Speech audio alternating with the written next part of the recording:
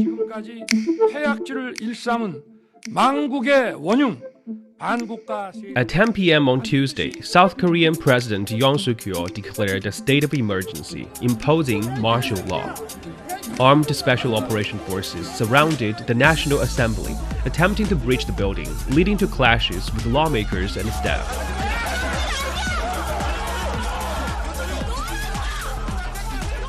Just 2 hours later, Parliament voted unanimously to nullify the martial law decree, forcing the president to lift it at 4 o'clock on Wednesday morning. And now, opposition parties have launched impeachment proceedings against President Yoon, while nationwide protests are growing louder, demanding his resignation. In today's episode, reporter Lee Jungjoo from the Korea Herald joins Deep Dive to break down this unfolding political crisis and explore what it could mean for the future of South Korea. It's Friday, December 6th. So, Jungjoo, do the past few days feel quite surreal to you? I guess you didn't personally experience the previous martial law, which was over 40 years ago. I only heard about the word martial law itself, like through history books or through historical movies. And I've never really heard about it being actually used by anybody. So I remember when I first heard the news, I was really confused. Like, what is martial law? And also, is what I think martial law, like actually what martial law is? And I remember going to the internet, like searching things up. Because I just had a difficult time believing that this was actually happening. Right, so it's like an And alien concept to you. yes, definitely. And I remember being really taken aback because I just didn't think that this was something that could happen in the 21st century in South Korea. It kind of felt like I was dreaming or like I was in the middle of like a movie. And to be honest, even right now, I think I'm living sort of in disbelief of it happening, even though I'm like constantly trying to stay updated. Even more is try to stay updated, the more confusing it gets. Yeah, and as a journalist, you are sort of part of this process as well, that you have to Yes, report on it. yes. Right. And how have other people around the country been reacting to this martial law? Because there seem to be quite a few people that still march to the street regardless of the martial law, especially outside the National Assembly. Yes, I think when it was first declared, people were very confused, like I was. I remember a lot of my friends were all like they were all over social media and on different communication platforms, and they were all questioning themselves, asking like, "Oh, is this actually happening? Like, is this real?" And then social media was filled with people reacting with anger, and then they were like all calling President Yoon Suk-yeol crazy and hot-headed, and they were saying things like, "Oh, what are you thinking?" And everyone was really confused and angry as they should be. And I think this anger escalated even more, like you said, on that night and also in the next few days after, because people were taking to the street, they were marching, they were going up to the National Assembly demanding for him to be impeached or for him to step down immediately. And jokes aside, I guess there were also some Koreans who were trying to like make kind of a light out of the situation. They're making jokes out of it. And I mean, obviously, the situation is not very funny, but I guess, clear the air a little bit, there have been a lot of memes that are circulating around the internet, people just being sarcastic about the situation. But even those memes are centered around confusion and anger towards the current administration. And I feel like those people who react to it, they are like, oh, that's very funny. But also at the same time, I can't believe that this is real. Right. Yeah.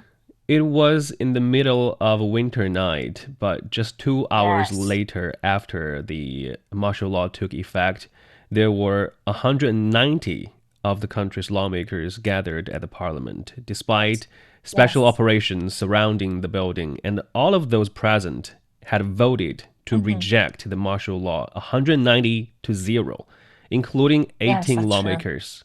Yeah, including Hmm. 18 lawmakers from his own party. So, Yes. what was the president trying to achieve with this martial law, and why people, even from his own party, was not backing him up in the parliament? Well, no one really knows as to why he declared it, like clearly, because he never really explained it in the first place. But during his emergency press briefing broadcast on Tuesday night, when he was just declaring martial law, referred to his political opponents as pro-North anti-state forces. And because, North Korea and South Korea, our relationship is not very great right now, and accused them of trying to paralyze his government and undermine the constitutional order. And then he emphasized that the rationale behind declaring martial law was to basically eliminate these anti-state forces that have been involved in destructive acts with plans to overthrow the country. Hmm. Basically, he lost support in parliament, like you said, because everybody that was present at the time called for repeal of martial law unanimously. And obviously, he was obligated to lift the martial law promptly because of the law according to South Korea's constitution. And the 18 lawmakers that we were talking about that were a part of his party were actually, I guess, allies of the leading chair of the People Power Party, Hmm. which is a party that Yoon Suk-yeol is a part of. But the chair of that party is actually there are rumors that their relationship is not as good as in between President Yoon Suk-yeol and the chair, his name's Okay. Han Dong-un.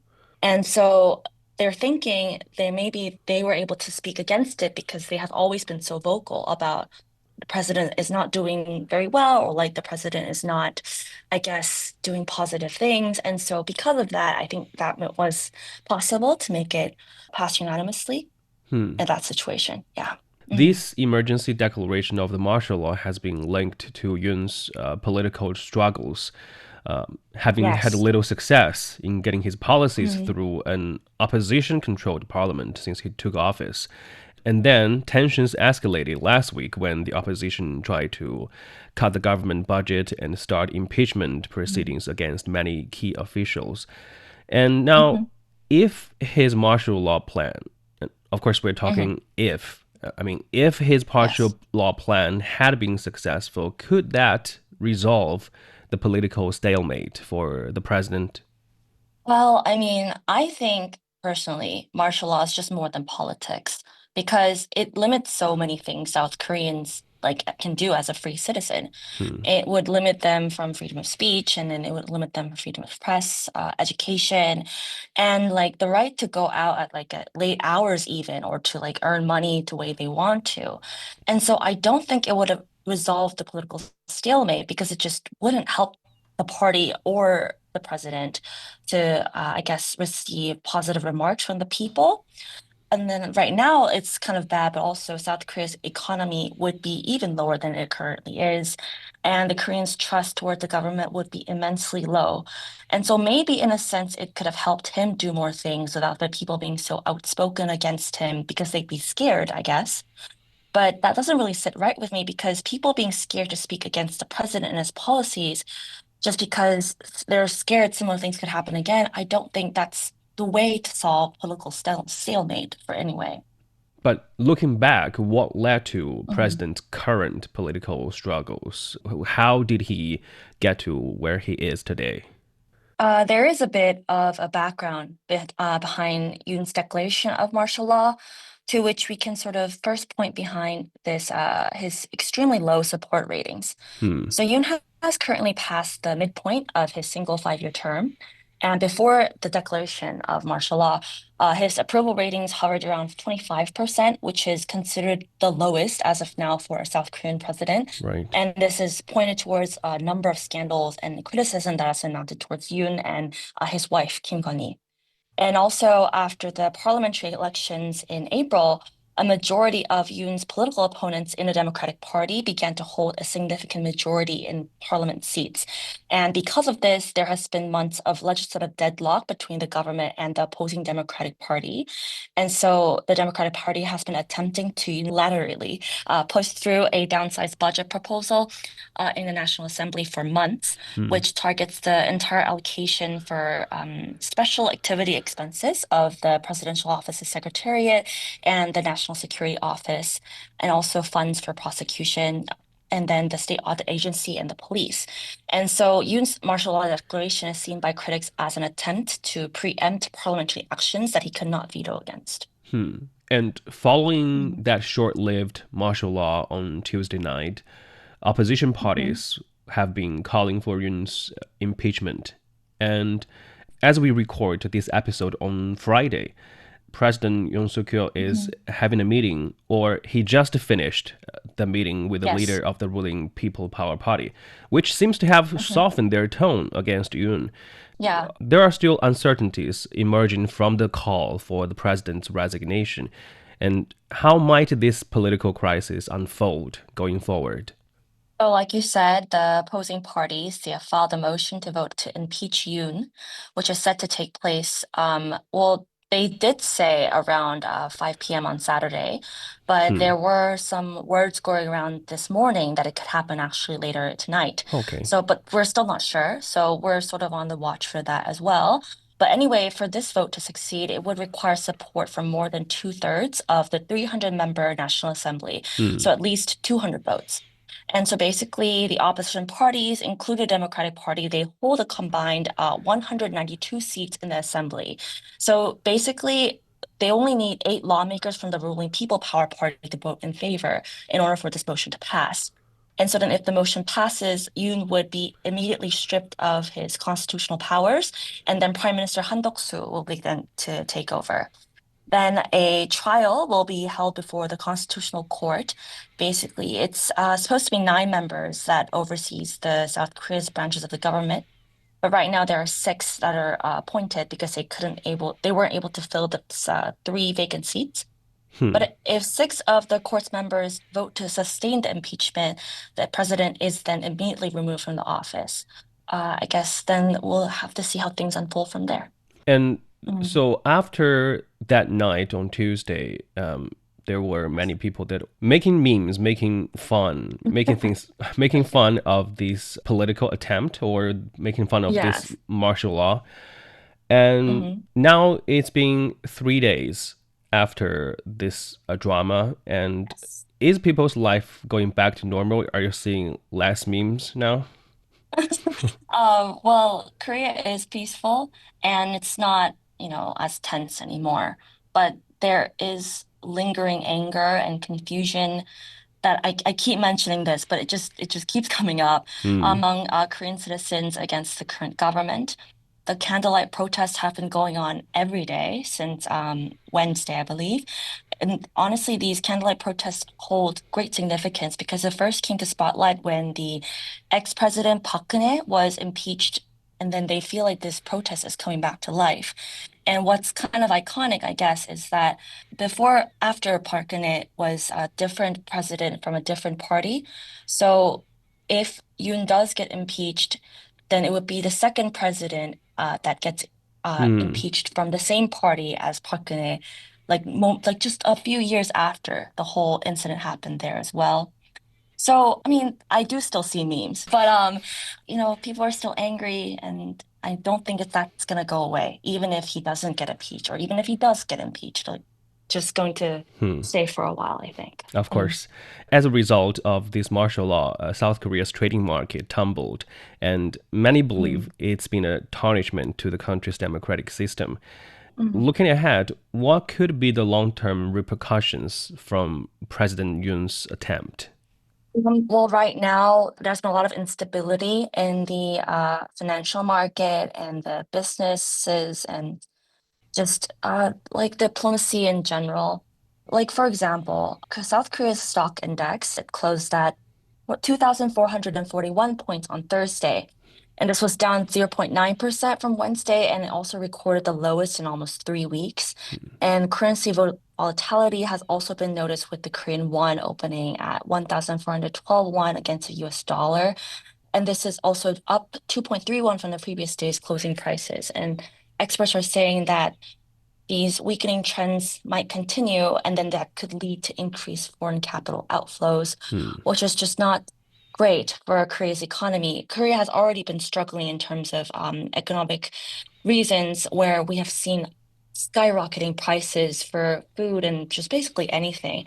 And so they're saying they are worried that the economy might get worse than it was even before martial law was declared. And also, there are some experts that have been quoted saying that the recent martial law debacle could jeopardize the president's goal of turning South Korea into a global pivotal state. And because since Wednesday, foreign leaders and senior officials who were booked to visit the country, they have canceled their trips. For example, there was a meeting that was scheduled between the South Korean and the Kazakhstan defense minister on Thursday, actually yesterday, yeah. But then Kazakhstan called off this official's trip. And then on Wednesday, the Swedish prime minister was also supposed to visit South Korea, but then he canceled it, citing the current situation in South Korea is just, not good enough for him to visit, which is, fair. And then there have also been reports of the Japanese prime minister. He was saying that he's reconsidering his planned visit to Seoul in January. And because there have been a lot of Japanese reports that are saying that it might be difficult for him to travel to Korea.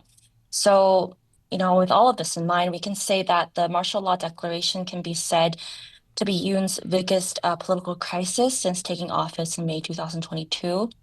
With opposing parties demanding Yoon to step down or to be impeached, civic groups protesting against Yoon, more than ever, actually, and also all of this drama in the whole diplomatic business and finance sectors. Many people must be expecting the instability to subside. Thank you very much for speaking with us, Jungjoo. Thank you for having me. On Friday, the South Korean Defense Ministry reassured the public that both the ministry and the military would reject any orders or demands for another declaration of martial law. Later in the afternoon, several key defense officials were suspended from their positions. While the impeachment vote is around the corner, President Yoon met with the chair of the ruling People Power Party, but there's still no word on whether he plans to step down voluntarily. That brings us to the end of this episode of Deep Dive.